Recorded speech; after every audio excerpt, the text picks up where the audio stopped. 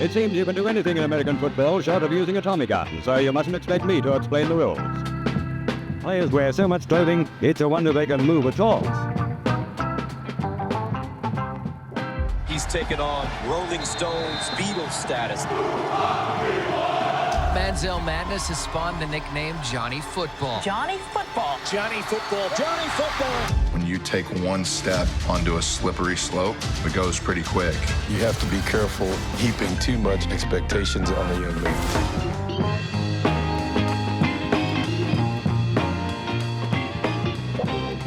This is Any Given Wednesday, the NFL podcast where two overseas fans delve into the NFL's glorious past in an attempt to greater understand its fascinating present. So, whether you're still struggling to tell the difference between a hard or silent count, or you're someone who starts every day with a green 19 and goes to bed with a blue 42, this is the podcast for you.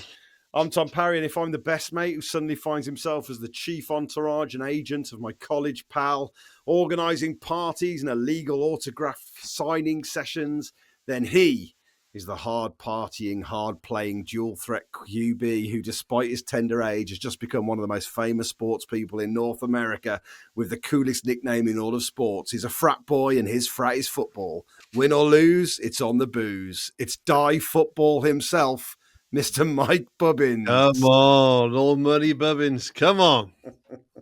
How are you, buddy? Good, mate. Thank you. Good. Well, this week, the introduction is, you might guess, the eagle-eyed listeners amongst you, we're going to be looking at the Cleveland Browns and the story of Johnny Football himself, Johnny Manziel. Yeah. Which is we'll get into it, but it is it's a hell of a ride, hell of a story. But before we get there, no one made that a film yet. No, we're going to stick it on our list, Bubs. Stick it on the list of films we're going to write after the Colts move. But yeah, before we get into that, is there anything you noticed whilst watching football this week, buddy? I'm trying to think. I had something I wanted to bring to you, which was just a congratulations. Really, was Vic Fangio, the Eagles defensive coordinator, isn't he? And he's a hell of a defensive coordinator. He's the reason I think the Eagles won the Super Bowl last year. He did a press conference after the Eagles' victory this weekend. And he devoted most of it to talking about the fact that he said, do you know what no one's talking about? Is the fact that this game has fundamentally changed because of the NFL's relaxing of the laws around the kicking balls. And he was like, we're going to have to talk about how it's a different game now because the kickers are allowed to spend the week training with their specific ball. He was like, it has fundamentally changed what we can expect, how we can close out a game. He said we were kicked against 65-yarder, 59-yarder, sailed over. And he said, why is no one in the press covering the fact that our game has fundamentally changed? And I thought to myself, Mike Bobbins was talking about that, actually. Thank you very much. I was, because the way that it's gone now, so at 7 yards for the place, 10 yards for the end zone, right? If you can kick 67 yards with a fair degree of with a good chance of making it, you don't even have to get into the other team's half of the field. No. So if you're a defensive player or defensive coach, you can lose games even though they haven't been in your territory. Which is insane. And that is a kick in the balls, that is, for a defensive player. Because if you field the ball, because they've changed the kickoff rules as well, right? Yeah. Let's say you restart the game, which you typically would now around the 25-yard line, right? That's an average, I would say. I haven't got the stats to back that up, but I'm just anecdotally, I'd say about the 25, 30-yard line's an average. I think that's about right, yeah. You give up 25 yards, and you can lose the game. Yeah. They get to halfway, they're going to kick that. And that's mad. Yeah. It's become the norm now. Yeah. I think it's crazy. I think the kickers, well, back in the day, the kickers didn't have a K ball. They just had just the game ball. They kicked the game ball. Yeah. Then they brought in the K-ball, so they kept it dry and clean and non-greasy, non-muddy. We should say it's the same. It's exactly the same weight and stuff like that, right? Same weight, but you break balls in, right? Yeah. So a K-ball would be kept separately, and you could have the kickers were given the K-ball an hour before practice, before the kickoff, to work them in. Basically, they now get them for a week. Yeah. Before the game, and it just changes everything. So it's like their ball. They know exactly. They know how it behaves. They've broken in. They've kicked it and kicked it and kicked it. You're kicking in domes. You're kicking off artificial turf a lot of the time. Yeah. Roughing the kicker is called a lot more than ever. What I mean, you make any contact with the kicker, even if you're blocked into the kicker, it's going to be a penalty. So kickers have a bit more protection. They don't have the wind or the elements a lot of the time to deal with.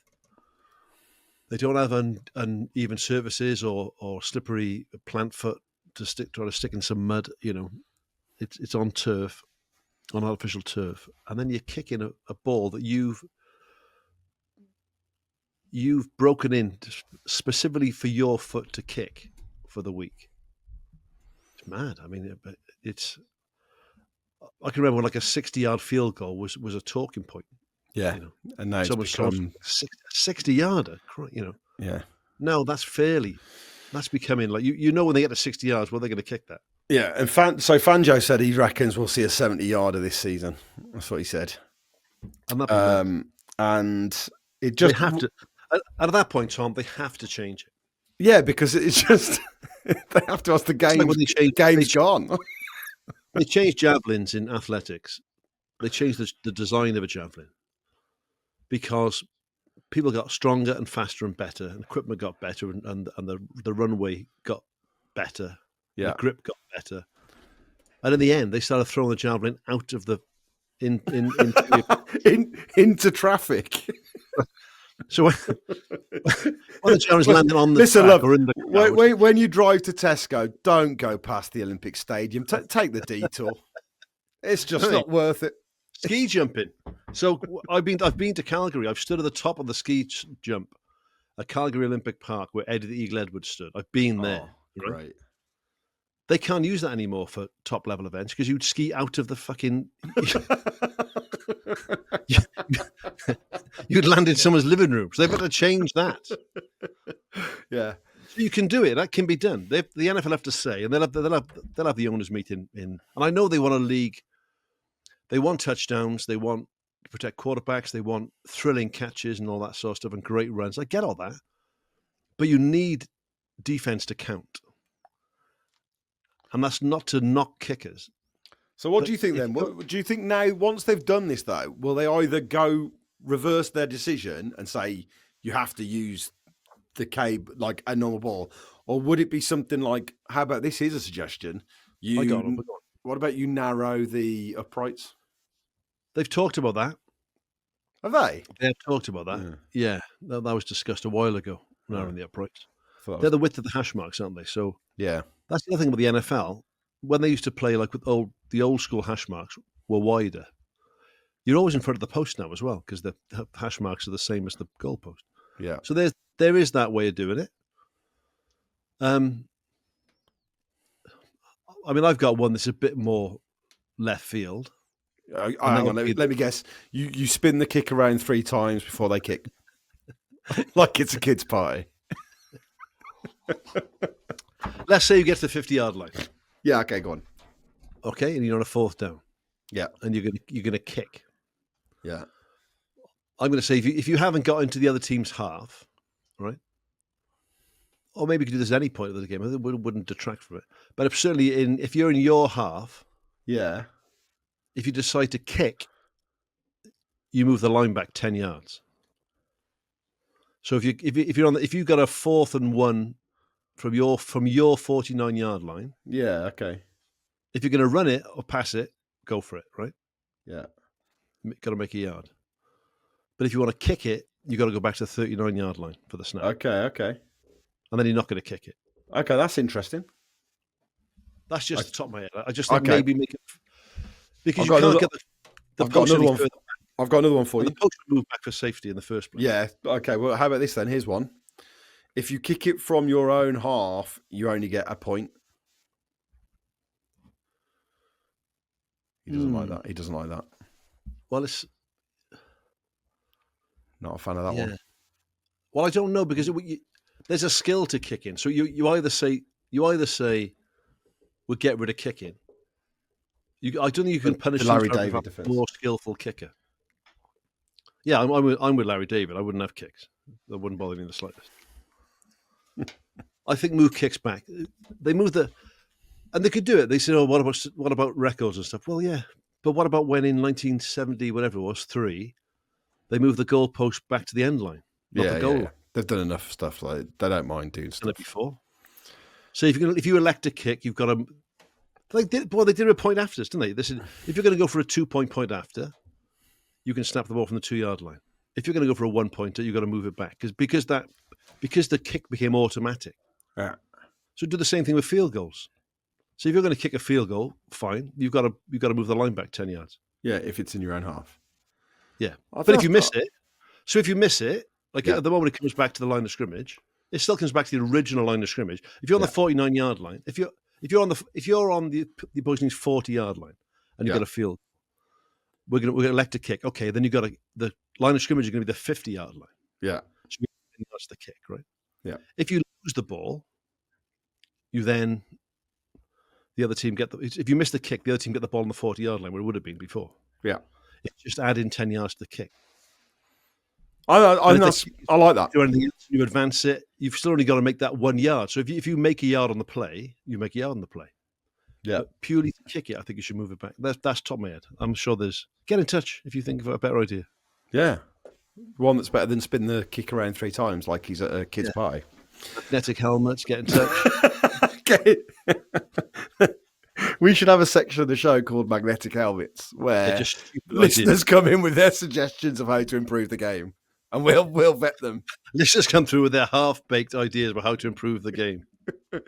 Don't think it through. That's our advice. Don't think it through. God, no. Write it down and send it in, or whack it in a speak pipe. We'll want to hear 10 yards back. 10 yards back for a field goal attempt. Yeah, that's good. We'll stick that in the dock. Stick that in our magnetic helmets dock. And then at the end of the season, we'll go to the NFL with a little manifesto. And you can still break the record. You still get someone with a 70-yard kick, but it won't have been from the fucking, inside your own half. Yeah. You'd have to make the territory first. At least, you should have to at least get in the other person's half before you can win a game with a field goal. I know. Because you see it happening an awful lot now. It's like the lead gets taken and with just 30 seconds left and you think it's fine, they're going to get into field goal range. The kind of the marker, they put that marker on the pitch and it says like this is field goal, right? Yeah, the red line. That they're off with that now because they need to adjust that for the way it is now for the modern game. And the other thing I was going to discuss with you in terms of things that are going on in the NFL currently is the trade deadline is this week. And it's kind of, it always has it's mad, isn't it? That it's this part of the season. Yeah. It's like, it just rockets by. And it's always a very interesting time for me, the kind of the trade deadline, because I think this current stage of a season as well, for if listeners are listening to this at a different time of year, we are kind of approaching the halfway stage. And the trade deadline really cements, I think, those teams that you see kind of going all in, like kind of going, right, we do fancy our chances at winning a Super Bowl this year. So we're going to start looking at what we need to do to get us over the, and you see other teams that have become sellers at this point, and you realise, okay, it's not now, and we're going into a rebuild or things like that. I think supporters get a real sense of what side of the seesaw their team are on at this point in the season, and you start to see whether teams are kind of going to, give up on the present to a certain degree, or just shift kind of how they're kind of approaching the rest of the season. That's what trade deadline always kind of makes it seem to me, because of how the trade deadline set up, because you're dealing in draft picks and players, It kind of makes It's the ultimate, because it is literally short term for long term. Like when you're giving up your future draft picks, the players you could build or you could grow. Yeah. You're giving that up for benefits right now. And if that works, fantastic.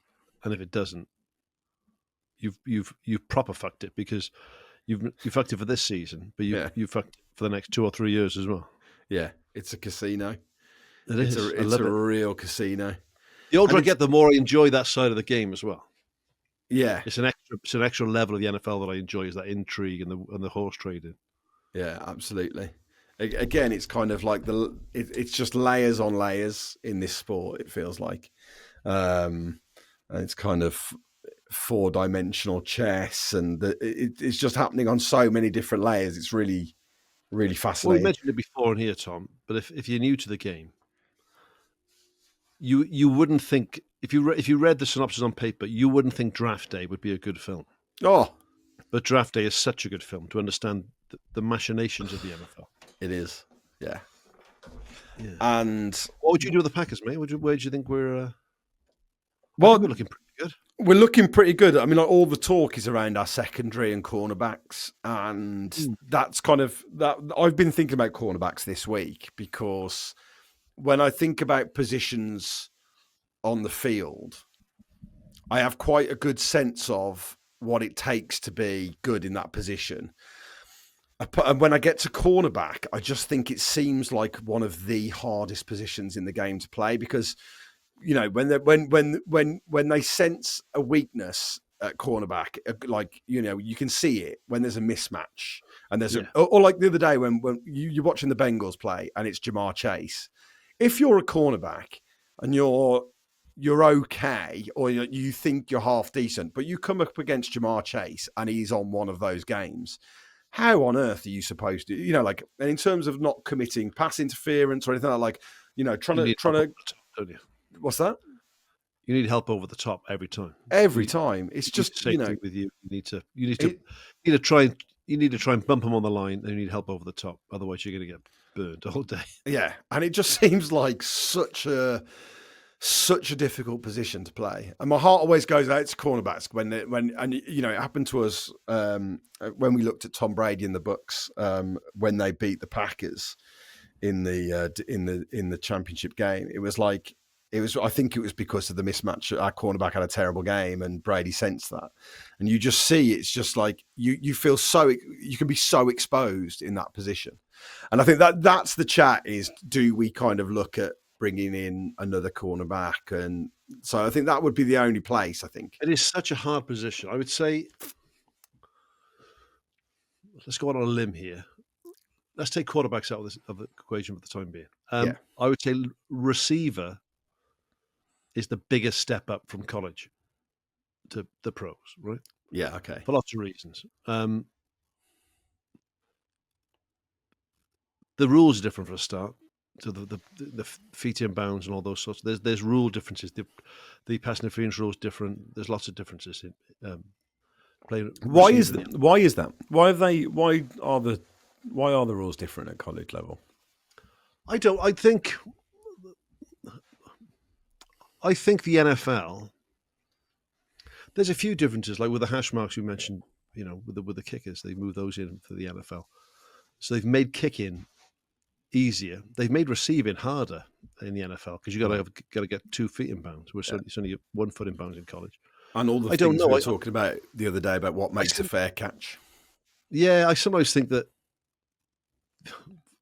the NFL and the NCAA have to be different, even when it doesn't make any sense that they're different. So I don't know why that is. But the number of really, really good university receivers who don't make in the NFL is mad. The playbooks are crazy. You're expected to do things you don't maybe do so much in college. You're expected to be able to block. You're expected to. You're working with elite quarterbacks who will not fuck around. Like, if you just catching a ball off someone, like, you know, just to be 15 yards away and catch a professionally thrown football is not an easy task, right? So quarterback So receiving the NFL is a real step up from college. Obviously, all positions are, but it's a real step up. So cornerbacks, it's a thankless task, cornerback, right? They have to have elite speed. I could go back to the days when I watched the Redskins when I was a kid. Darrell Green was the fastest player in the league, and he played cornerback, right? So they will probably be your fastest, or certainly one of your fastest players, quite possibly faster than your receivers, because they've got to react. So there's always, you know what route you're running. You know you're running a post or a flag or a totally. I don't know. No. So I've got to be at least as quick and preferably quicker than a receiver. Right? And then reactions on the ball have to be insane, because I don't know if it's going to be a back shoulder throw. I don't know if it's going to be over the shoulder. I don't know where the ball's going, right? Yeah. You've got all that. In the old days, you could bump and run. You could keep knocking them, slowing them down. You can't do that anymore. You've got that 5 yards, one bump, and then they're off, right? So, and anything that even looks like pass interference these days is going to gets called. Yeah. Right? So it is such a hard, thankless position. Yeah. I mean, I suppose you live for the picks, don't you? And the pick sixes, ideally. But I mean, it just feels like a nightmare to me. And you just think, okay, I get like if you're the safety and you've dropped back and you're watching and you're the ball hawk, and so it's all there in front of you. I get that. But if you're a cornerback, you've just got to run with this sprint, like this guy who is as fast as an Olympic sprinter. Backwards. Who knows what he's going to do. You've got to run essentially backwards. And he at any point can just stutter step and go in a different direction. You've got to be ready for that. If you trip him by mistake or you get your hands on him or something happens, that's interference, not a first down. It feels like a night. Like I honestly don't know how they do it, basically. And so like that, it just feels like it's such a challenging. But you're the mug then as well. When they score an 80-yard touchdown, what the fuck is cornerback doing? Well, that's how he's doing, mate. He's trying to do one of the hardest jobs in professional sport, and he got it wrong by a fraction of a second. Yeah, and that's his job. Yeah, against like a Jamar Chase who can catch the ball, like peak Odell Beckham, who's catching the ball one-handed, right, 9 feet in the air. Well, what am I supposed to do then? What do you want me to do? Yeah. So if I was a cornerback, I can just see me go over to the head coach going, "What do you want me to do? You do it." It would be mad if a head coach put you in at cornerback, Bubs. No offense. It'd be a strange selection of 53. It is. Don't get me wrong. They're going long today, Tom. They're going long. The quarterback's eyes have lit up. Bubs is at cornerback again. For 1,000 yards in a game. Everyone's lined up on the same side of the field. 53-year-old rookie from Cardiff Met, Mike Bobbins. Fucking burned again. Just crying. The biggest surprise of trade deadline day. A 53-year-old podcaster from Cardiff.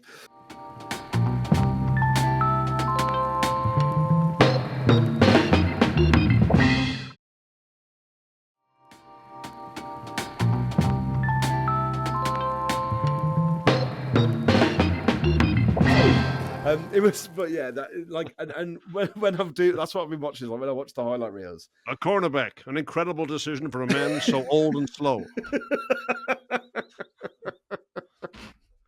Yeah, it seems like an impossible position, but like, and that's the thing is they've said, have we got the strength in the secondary basically? So. That's the conversation. But the thing I really like about the Packers is how young the team is, and it seemingly has kind of a balance. Yeah, and that's kind of cool. Got to get to Lambeau, Tom. Got to get there. Yeah, so we're gonna sort it. We'll sort it, and it'll be a work trip, which is the reason why we started this podcast, is so we can get to Lambeau Field. Yeah. Once we get to Lambeau Field, the podcast will abruptly stop, and people will be like, "When was it purely just so Tom could tell his wife it was for work?" Yeah, yes, it was. As soon as the tax return went in, he just left. The other nice touch that I noticed this week, just very quickly, was, and again, NFL, they love a narrative, and it was Aaron Rodgers' first game against the Green Bay Packers since he left. And ultimately, it was unsuccessful. There was a very nice moment between, Rodgers and Love, and this kind of sense of the student becoming the master kind of thing. Very nice. But my favourite moment was Micah Parsons. They asked him about playing against Aaron Rodgers, and he said, "Yeah, it was really funny actually, because I went after him and I almost got him, and then as we were picking each other up, Aaron Rodgers talked to me about how he thinks I should buy his house in Green Bay." Because Aaron Rodgers still hasn't sold his house in Green Bay. So he was chatting to Micah Parsons about it on the pitch, which really made me laugh. I thought that was quite funny. Do you see that house was up for sale recently, the one right next to Lambeau? Weirdly, I haven't been there now. I know exactly where that house is. And it's like the ultimate Packer fan house. Yeah. Where you can open the big back doors on the garden and the Lambeau field's right there. Well, they just look at tailgating. Oh my God! We'll set up the Patreon, and if it goes well, maybe that's where we'll be podcasting. I would imagine. I mean, look at property prices in Green Bay, because this is small town, Wisconsin, right? That's not a small town, but it's 50,000 people or whatever it is. I could only imagine on the sort of money that Rodgers is making and has made, he must have. I mean, can you imagine the house you could have built there? Oh my word! Yeah, because you're on blue chip NFL money, but you're building a house in Green Bay, Wisconsin, in a farming community. You can stand on the roof of Lambeau Field, and you don't see like a high rise building as far as the eye can see. It'd be amazing. I told my sister before on the pod who lives in Pittsburgh. I remember her in the early off season, she was out and about, and she sent me a photograph of Aaron Rodgers out looking for property. So it was in the news locally, Aaron Rodgers looking for property, and before he said about Pittsburgh. So I thought, oh, hello, Aaron's off to the Steelers. He's off to the Steelers. Good inside knowledge. I wish him well, Aaron Rodgers, too. He's given me too many brilliant nights for me to wish him anything other than well. I agree. It is nice to watch Micah stick him on his arse now, though. Tell what they do in the NFL, which they don't do in our football, which is good. You know when teams get traded or they get sold, and you score against your old team in the Premier League, and there's this sort of... The convention is that you sort of don't celebrate. You sort of trot back to halfway. You might give the fans of your old team a little round of applause. Tip of the hat. No way, mate. No. None of that in the NFL. No. And nor should there be. No, there shouldn't be. I agree. It's got to have I got sold to another team, mate. Yeah. If I got bought by off menu right now, I'd be rubbing your nose in it, mate. First chance I get. Have me on as a guest, though, mate.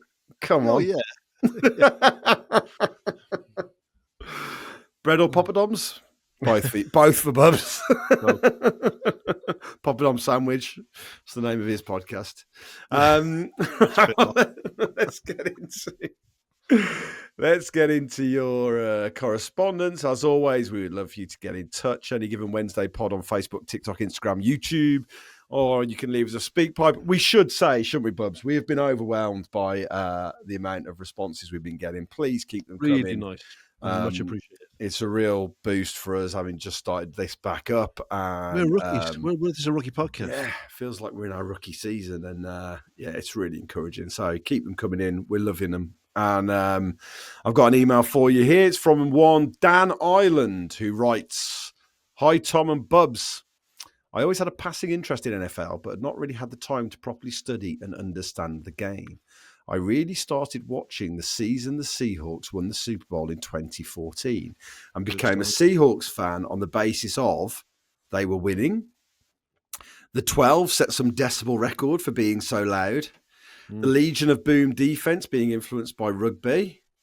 I believe Sarivi, the fine sevens king, had some association. This might also be a Bubs-esque fact.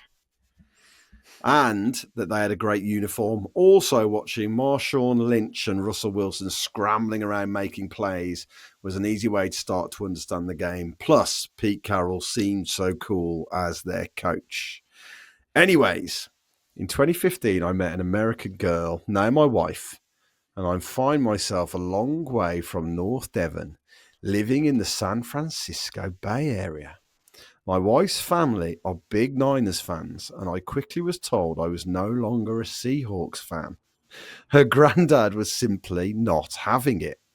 A die-hard Niners fan, her granddad saw 2 Super Bowls live, one at Stanford and one in Detroit. So I now am a Niners fan and have enjoyed getting behind my local team. I did, however, sneak to one Raiders game and experienced their renowned tailgate party. So many fans happy to welcome a Brit into their tailgate party. It was fantastic. Like you, Bubs, I am rugby through and through.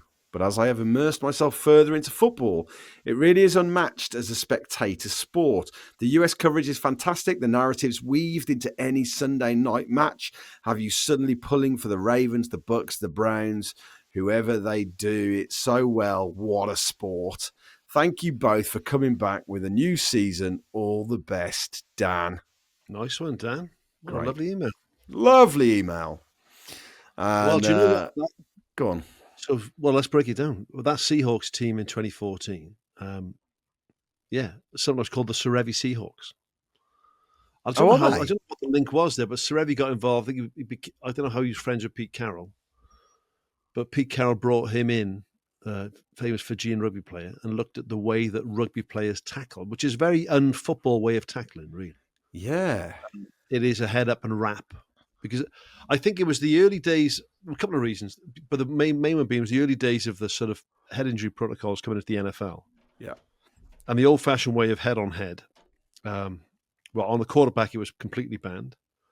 On defensive receivers, it was banned. You can still head-on-head on a running play, which I think is an odd distinction, but there we go. Yeah. Yeah. So he just thought, well, these people have got no background in tackling like this, what they call the shoulder tackle or the wrap tackle. So Serevi, I don't know what the link is, but I think Serevi's done well out of it. I think he, works with a lot of colleges and high schools and that in the States, and sort of the growing rugby game over there.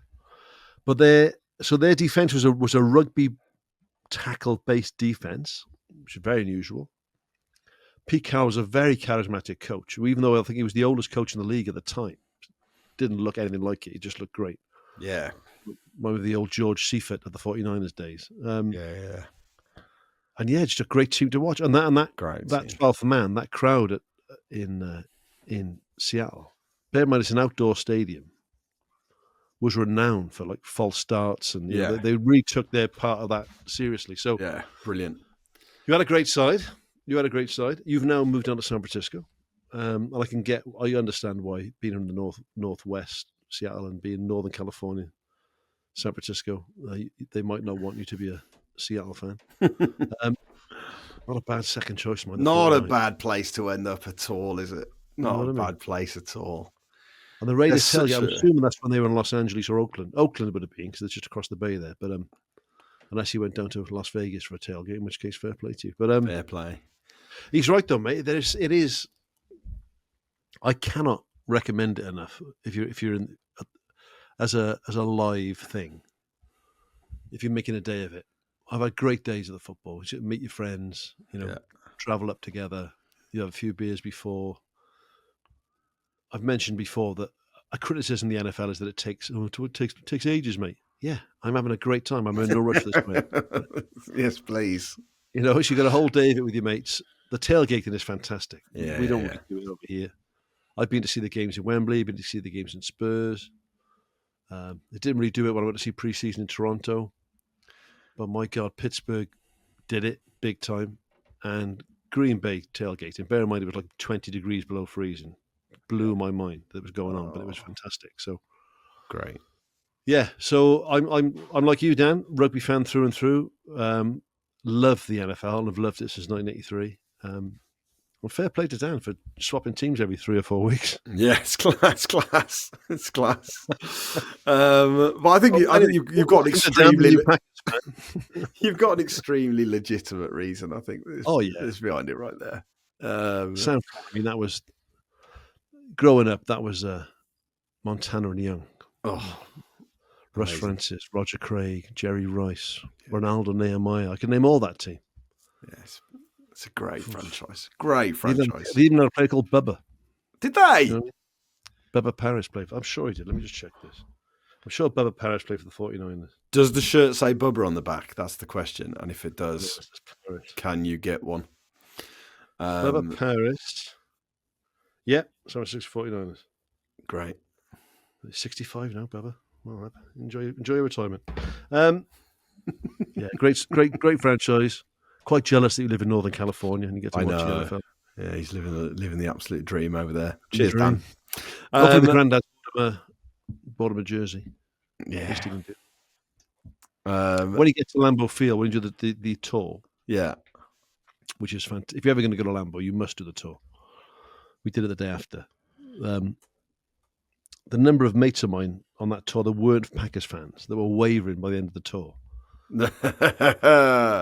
Yeah, there's a bin there, right, where you can leave your other team jersey in the bin when you go to the Packers shop. That's really nice. Get in. I like that. That's really good. We should have a metaphorical one of those for other podcasts. Yeah, that's it. Or you're going to dump in the bin. That's where you can stick off menu. Yeah. Right, should we have a speak pipe? Let's have a speak pipe. Parent in hell. That's in there. Before we bean salad. Stop making enemies. Don't throw the social distance sportswear on there just yet because it pays the mortgage. No, keep Pappy's flat share out of there as well. We need Pappy's. Hi guys, Gaz here. Loving the new series of the podcast. Some fantastic content. I'm a Birmingham City and Baltimore Ravens fan, so not having a great few weeks. But it's got me thinking. I'm only a relatively recent convert to the NFL, and when I was looking into it, I couldn't quite believe that our head coach was the same guy who'd won the Super Bowl in 2012. John Harbaugh. That sort of longevity is just, you don't really get that in UK soccer. There's kind of a sense that every sort of 5 years the game moves on, and head coaches don't tend to stay at the same club for that long. So I got me wondering, is that a kind of usual state of affairs in NFL, that sort of longevity? And do you think it will continue to be going forward? Well, good question. Nice one, Gaz. Yeah, great question. I think I wasn't expecting from a Birmingham City fan. Yeah, you know a lot more about football than I do, association football. But I do think that in the NFL, if you are getting winning seasons, you're not. The thing with our football is if you lose 4 or 5 games in a row, you're really on the hot seat, right? And the bigger the club you're at, the hotter that seat is, because you're expected.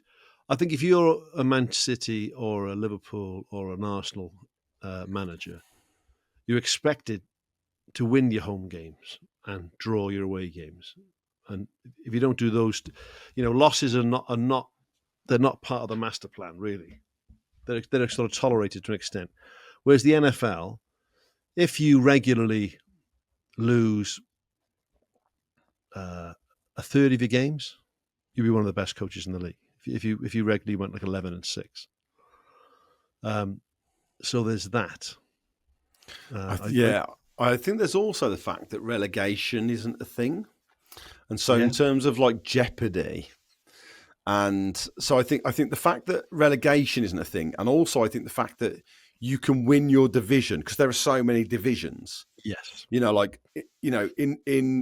on our side of the pond, there's kind of like if you win your league or if you get promoted, obviously further down, or if you go on a good cup run but like in the NFL, you can win your division and therefore have a good season. Birmingham City, Wolves, West Brom, and Aston Villa, and Birmingham City won that every year. Yeah, you'd forgive them a lot of other sins, wouldn't you? And that's so that, that kind of the In the West structure around Midlands, that. Yeah.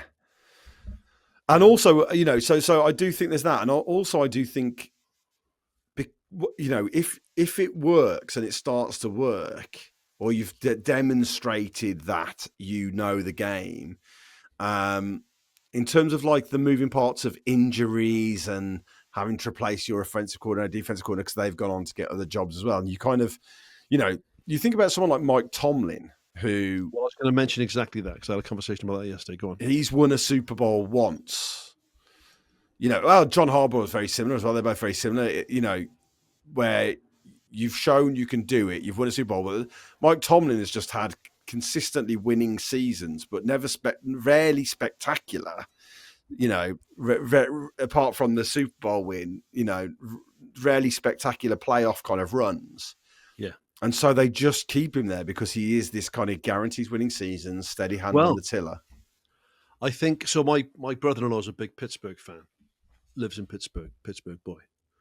We had the same conversation the other week because he was really pissed off after the Packers game. We started talking about Tomlin. I said, well, the thing with Tomlin is he has winning seasons. They quite often get to the playoffs. They don't go deep in the playoffs, and they haven't done the Super Bowl run, So, but he seems to think that he's on a bit of borrowed time now with Pittsburgh locals. So, I do think NFL coaches, I think it's such a technical, compared to and I'm not saying that being Premier League manager isn't technical, but it's such a technical job, an NFL head coach. There's so many moving parts. Yeah, exactly. So what you can do is replace your offensive coordinator. What you can say is, oh yeah, look, our offense isn't working. So look, we've got a new offensive coordinator in, and that will feel like a big change. Or, you get a new defensive coordinator and you change the shape of your defense, but then you still manage to keep. So I think that's the reason why longevity can happen, is because you can make quite large changes, but retain your head coach, which isn't necessarily the same in association football. Right? You're not exactly. If you drop out of the Premier League, then suddenly you're on a tenth of the income. You lose 90% of your income when you go to the Championship. That's not going to happen in the NFL. So there's revenue sharing. It's a ring fence league. But then eventually coaches outstay their welcome. Like we talked about, Tom Landry was there for years and years and years. Mike Ditka was there for years and years and years.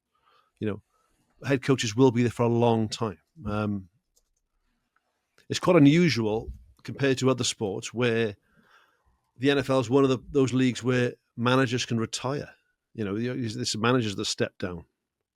The head coach steps down and leaves the team, right? John Madden says, I've had enough of this now. I'll do something else. Doesn't tend to happen in our football, in association football. It's a good point. It's a a really interesting question. The other thing I would say as well is that it is a case of when you see teams that kind of start to, and we're going to look at, we're going to get to the Cleveland Browns shortly, but when you look at teams that do cycle through head coaches because they can't find the right one, it becomes very volatile, and a franchise can kind of go into free fall, and you can spend a hell of a long time landing on someone who brings stability. You make such big money in the college ranks if you're a good college coach, right? If you knew Cleveland's had 4 head coaches in the last 3 seasons, for instance, right? Do you want the Cleveland job? Do you want to leave your college job on $10 million a year to go and be an ex-NFL head coach in a few months? So, yeah, it's a good question. I think a great question. Yeah, I think you're dead right, Tom. I think the fact there's no relegation, and I think the fact that it's ring fenced, the fact that it's almost better the devil you know in the NFL. They could get rid of, the Steelers could get rid of Tomlin. Okay, there's nothing to stop you going 2-15 next season if that happens, and Tomlin might get you into the playoffs again. So, that's it. And also what you can do is, that's the thing, is bring in a new OC, bring in a new DC, change, make them play caller if you want to. They change the general manager, they bring in new front office staff. Yeah, like all that kind of, that I think they're the reasons. But it is interesting that, you think about John Harbaugh, and it will be interesting because I think John Harbaugh's about to enter a similar stage. If the Ravens stutter badly for the second half of this season, there'll be a question mark of, okay, we're always right on the, we're right there. We're right on the verge of getting to the Super Bowl again, but then we never get there. What's going to break that cycle? But whether there's obviously like Dion's in the college system now, because there's such enormous money in the NFL. I'm trying to think of like superstar players who've gone into head coaching jobs in recent memory. I know it used to happen back in the day with Ditka and people like that, but I'm trying to think.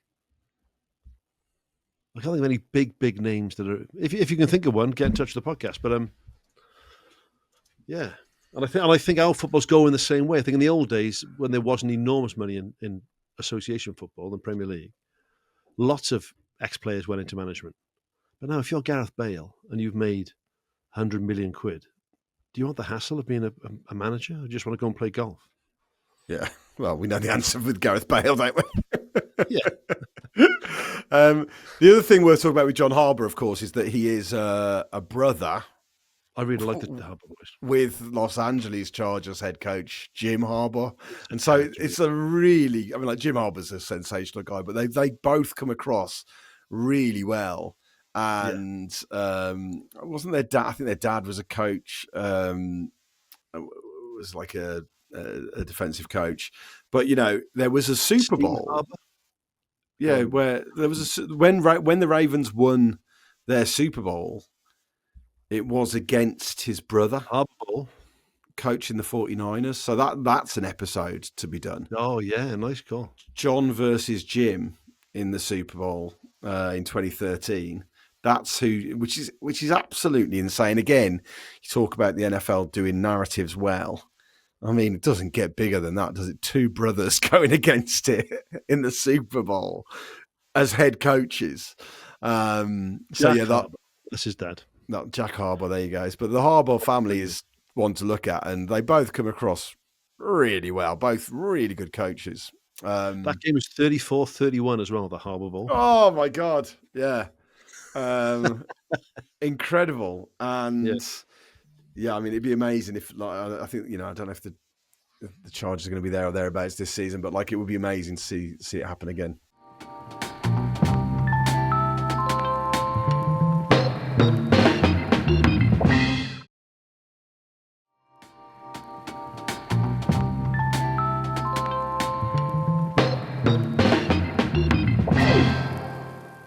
Oh, we're back. We're back. Just changed my top, mate. You don't mind? Yeah, what were you working up a sweat, were you? Just changed my hair as well when I was there. What is that? What is that shirt? What have you swapped into there? This is Packers Throwback, mate. Ah, beautiful. Packers Throwback. Yeah, from the old navy blue and yellow days. No, well, from the way you responded to this latest throwback uniform that they played in recently, it feels like there might be another purchase on the horizon. Is that right? Oh man, I love that. Those leather helmets that aren't leather. With the exception of the Guardian helmet over the top, they were fantastic. Yeah, okay. There you go. I loved it. I loved those pants. It looked like an old school football team. Yeah. Muddy pants, navy jerseys, leather helmets.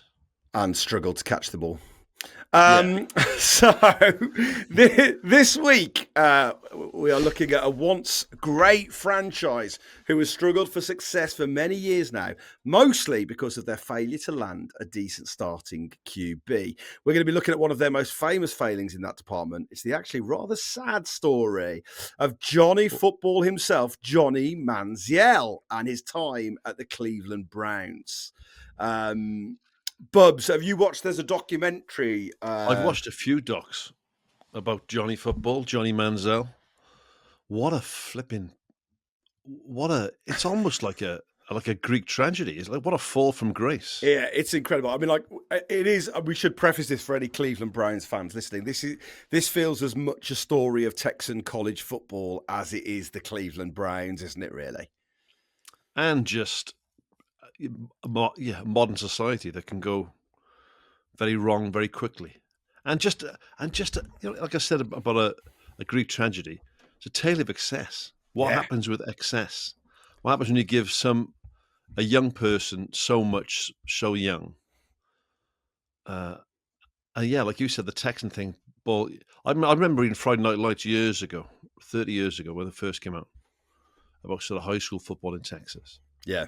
And I thought, if you've got a 16, 17-year-old kid who is the biggest celebrity in your town and is essentially above the law at that age, that can't end well. I mean, it's insane. And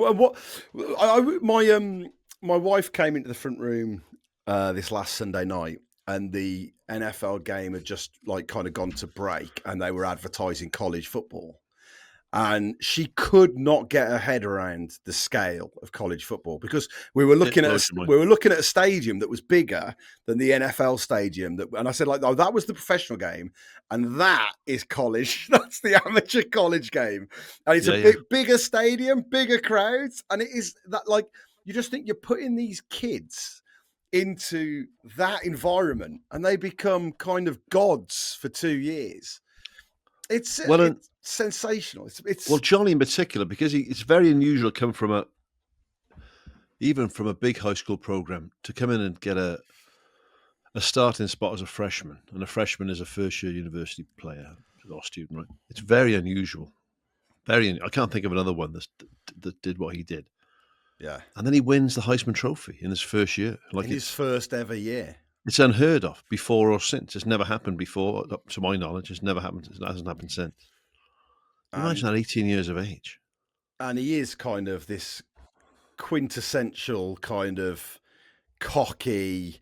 He's got this swagger. He's a very normal kind of, as a normal guy who's going through that would be. He wants to celebrate with his mates. He wants to celebrate with his fans. He's a kid who's living like a kid who's living the dream, you know? It's like, he's still saying, and even now, even now when they're interviewing him 10 years on and he still talks that way. He's like, you're on the field, you score a touchdown like that, you walk off the field like a fucking G. He's just like, he's living. Win or lose on the booze. I mean, it's. Yeah. He's living this absolute dream. I only knew the headlines, you see, and obviously the stuff on the field. So the docs were an eye-opener, really. I mean, his university life must have been... You win a Heisman Trophy in the first year. You think about when we both went to university, a lot of people do these days, and a big part of it is the social side of it. Yeah. More so than the academics in a lot of cases. It's about people who just want, the Jacob Rees-Moggs of this world just want to go and get a maths degree, right? And don't do it, what's the point of all these other degrees? The point is you're living away from home, you're with other people, you're making new friendships, you're understanding a bit more about other cultures, you're being self-sufficient, you're having a laugh, you're enjoying yourself. There's all that sort of stuff as well. You can't write that off. So he lives it to the max in that first year. But after that first year, he's so famous across America. I mean, everyone at the age of 19 knew who Johnny Manziel was, right? Well, he sold 45 million jerseys with this. The number two Texas A&M jersey. They sold 45 million of them. He increased the university's revenue to $700 million that year. Yeah. They said they his Heisman built. Yeah, that was it. They said when he won the Heisman Trophy, it was worth, in terms of increased value, it was worth $57 million to the school, that award, arriving there. It's like, this is a 19-year-old. And then they're literally rebuilding the stadium on the back of his year. Right? One season. Yeah, his year. His year as an 18-year-old, 19-year-old. And then, surprise, surprise, after that, you're not just... the cool kid on campus. Everyone wants a part of you, everybody. So you can't then go to lectures. You have to do everything remotely. You can't leave your accommodation almost. Yeah. You have to sneak out. Must have been, on one hand, it must have been bloody awful. I mean, you had your sort of close group of mates. There's the one fella there that was his best friend. You see all this going on. You're also not stupid, right? You're looking at the headlines. You see the bulldozers moving in. You've been on Letterman and all the big talk shows, right? Yeah. You see everyone wearing your jersey. It's changed now in university. At least you can make money off your image rights now. That's the sort of compromise. We should say so. It was illegal back then to pay college players until a couple of years ago, to give them any kind of financial incentive and for them to ever be seen to be profiting off their career. So again, or their image. This is the thing, or their image. Yeah. This is what pissed people off, right? The NCAA has had I wrote my dissertation on this, right? Did you? Yeah. The NCAA has been, I have no idea how they've managed to keep football the way they kept football at college level for so long, right? Yeah. Where you've essentially got, you just mentioned the stadiums that, your wife couldn't believe it. You've got 100,000 seater stadiums full of fans. You've got multi-million dollar TV deals, multi-million dollar stadium deals and endorsement deals. You've got people selling millions and millions of $100 jerseys. You've got coaches that leave the NFL to go to better paid coaching jobs in college football, And then in the midst of all that, like it always has been, are the 18 to sort of 21, 22-year-old kids who aren't allowed to get a penny from the game. Yeah. All they can get is their tuition paid for. They can get room and board. You get your 3 meals a day. You get your books. You get somewhere to sleep. And that's it. You're essentially an indentured labourer for a multi-million dollar business, right? Yeah. But now you can make some money. Well, I guess you can make money for rights now. Go on. Yeah, that's it. You can make money. So if I was an 18-year-old superstar now in college, I'd get a cut of Bobbins jerseys, right? Nice. I could at least or my picture on trading cards and stuff. I could make money off that. Oh my God, we should talk about trading cards when we get in series 2. We could stick that in the Patreon tier.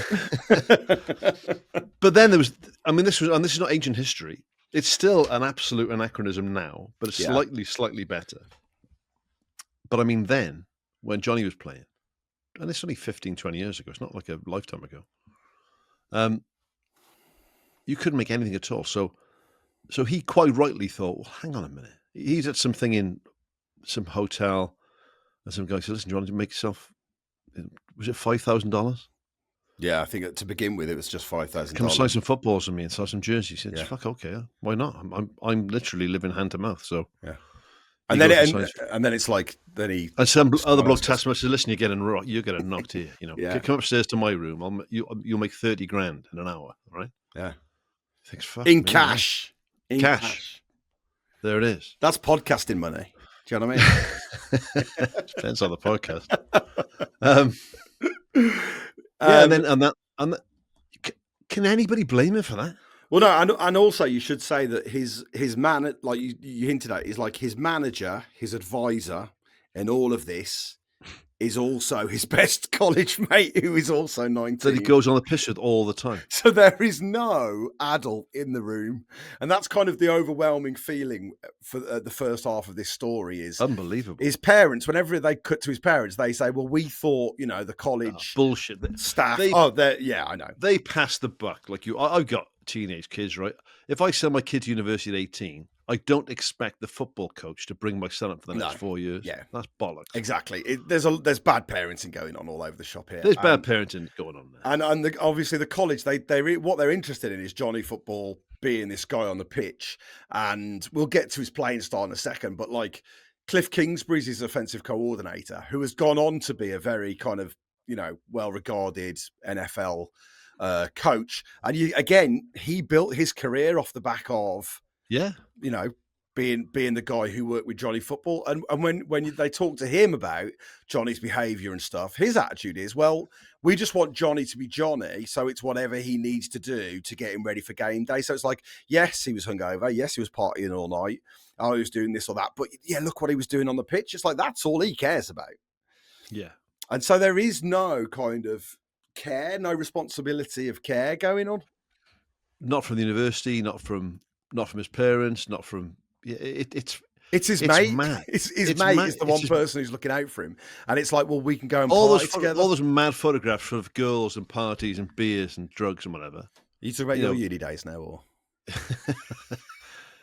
the responsible adult in that situation is stood next to him doing a beer bong. You know what I mean? It's mad. It's mad. What do you expect? And he gets to a point where he's signing. At no point did he sort of bet on games or throw games. He made money signing footballs and jerseys and That's it. I mean, off the back of his own, he'd earned the right to do that was kind of his idea. but I love that. We talk about a lack of scrutiny. If you're, and like I said, this builds on like Friday Night Lights and high school football in Texas and all that sort of stuff. The bottom line is you're making money hand over fist for that university, right? Everyone's getting rich off your back.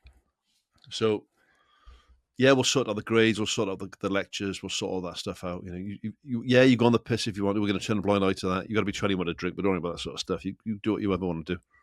We're not going to question stuff, and no one questioned anything to the point where he's got all this money, so he's making sort of tens of thousands of dollars a week at this point, right? Yeah. So they just think, well, let's just say that your family are minted. They're oil millionaires. Texas. Yeah, that's a good idea. No one thought to say, are they?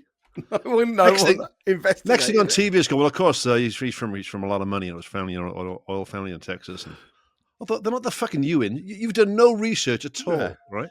It's not Dallas. There's an amazing bit as well where they say to his mate, who's his manager, they say, well, what was your plan? And they say, well, it's good, actually, because what we did is we contacted his granddad and we said, if we give you bags of cash, will you write a check and just give it to us? So they're using the granddad as like a fence. He's money laundering. It's money laundering through his granddad. Like I was going to see my nana. Well, I was in university as well, but I'd get like a scone and a cup of tea or something. Get a Sunday roast and a tenner. She wasn't laundering 40 grand a week or anything. But so they do get caught. They get investigated. Mad story. Well, and again, you look at how, the power of kind of Texas college sport and things like that. You think about the legal teams that they were able to put into action. He got half a game suspension. So, you know what I mean? So he just had to sit down for 2 quarters, and then they brought him out and he wins the game for them. It's incredible. Yeah. Incredible. But then when he goes in the NFL, gets into the NFL, gets signed by the Browns. Well, let's talk about that because obviously to get to that point, he has to go through the draft.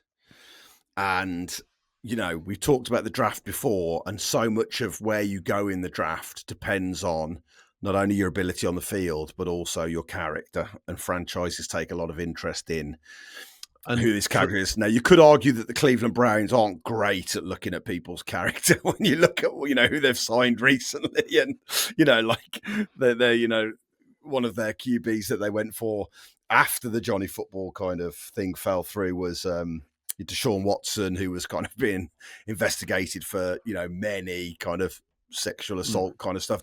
They clearly aren't that worried about character, but there was a big pressure on Johnny football to kind of prove that he wasn't on drugs, he wasn't a drunk. Can he get through the draft? And, will people take a gamble on him? Can he not go on the screaming piss the night before? And that's what he did. So he stayed focused for about 3 weeks, and he was in the gym and he was working out, and they were putting out the stories. He's a changed man. And then with 2 days to go until the draft, he gets invited to a party and wakes up, doesn't know where he is. Yeah. so and it knows that he's facing being drugs tested at the draft. Because it transpires that a lot of his urine tests would have been other people pissing in a test tube for him. Yeah. And no one cares at that point. They don't care. The university doesn't care if someone else is pissing for you. If they're going to keep making money at the university, no one cares. Yeah. This is the thing. What I thought, the one doc was really, really interesting because at the time I thought, what a wanker, man, this bloke is, right? When you look at it a little bit deeper, like I said, unchecked at 18, what would you be like with that sort of money, that sort of fame, that sort of notoriety? What would you be like? And your only person is your best mate who's in it for the ride as well, right?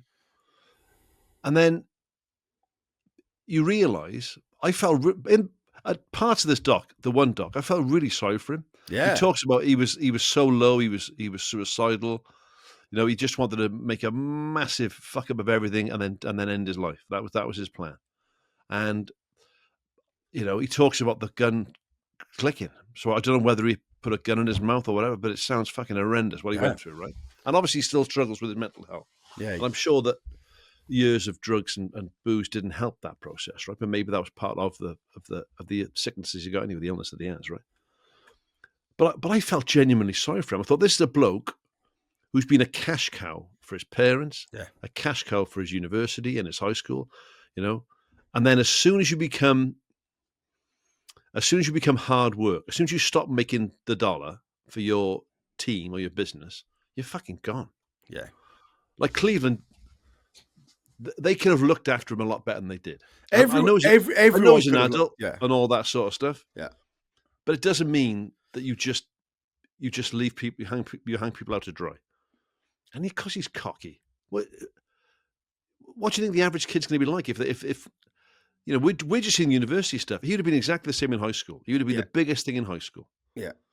Do you know what? There's this kind of thing with him where because it happened to him so early on as a freshman, and it's like mad that he won the Heisman as a freshman. He has this kind of like arrested development whereas we hear it with a lot of other other characters win the Super Bowl and then struggle after that. Like when we're looking at Lawrence Taylor, like I said, like, well, I've got to the top of the mountain, and what do I do now?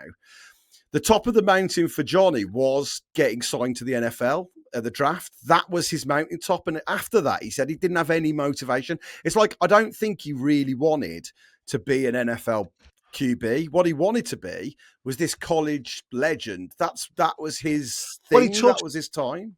I think people underestimate how much hard work being in the NFL is. And a lot of that work is boring work, right? It is playbooks, especially a quarterback. It's knowing a playbook inside out. It's studying game film. And he admits, I used to play like sandlot football. I go out there and try and stay on my feet until someone gets open and throw them the ball. If no one was open, I'd take off. It's why he's amazing to watch. Like, you watch him and he is. Oh, he's box office to watch. It's playground football. He is just scrambling. He's hurdling tackles. He's stiff-arming people. And then he's just lobbing it up there. And he's like, it's rock and roll football. But what it isn't is disciplined. It's not educated football, if you like. And so he plays irresponsibly. He lives irresponsibly. And they kind of roll the dice on that. And, they get exactly what they feared. It's the worst case scenario for the Browns, as it so often is. Yeah. Just, but then I see him with his mates now, and he's got a lovely pad, and he's out there with his friends. It doesn't strike me as somebody who's recovered. It doesn't strike me as somebody who's now not getting used by people. I thought, mate, you've obviously got an alcohol problem, a drug problem, right? Yeah. And you need an arm around you and some good people around you. I don't think, getting all your mates around to your barbecue in your really nice house, and drinking and smoking and doing whatever is particularly helpful for you. It's not a very optimistic end to the doc where you kind of, what you want it to feel like is he's recovered or he's fully done rehab, and it's like, oh no, he hasn't, and you feel like, oh, he's battling with his dad, and you like go, is that the best person to be around you? It's like you still worry for him, and he's clearly, and he talks about being diagnosed bipolar, acknowledging his addiction kind of issues, but without actually being able to move through them. And you leave those documents. There was no happy ending, mate. There isn't. No, you really. It was one of those docs where I finished it, and I was googling him quite a bit after that, thinking, what's he doing now? Is he okay? Is he healthy? Is he? Because I didn't look at this and think, oh, at least I know that I'm not going to read a really sad headline about Johnny Manziel in the next couple of years. I didn't think that at all at the end of this documentary. No. And I thought, like even the agent, I mean, you can't. It's the easiest thing in the world to be mates with somebody when everything's going well, right? It's the easiest thing in the world. And your mate's been a decent bloke, and that's when your mate's been an arsehole and when things are tough. That's when you find out your real mates are. Yeah. And it doesn't feel like he's got one. Like, I don't think he has. It feels like the one that he did have was the guy who acted as his agent at college, and then they stopped talking. Seems to have grown up. Seems to have NFL. Yeah. No one's saying that you got to look back at those days and think, oh, they were terrible. They weren't terrible. You were 19 years of age. You had the bloody world at your feet. Yeah. You're playing for 100,000 people. Everybody loves you. Everyone wants a bit of you. You're making loads of money. All right, covertly. But you're just living the life, right? So no one's saying that had to be a bad time. But I mean, a prodigious talent, but it just shows in the NFL, talent doesn't cut it.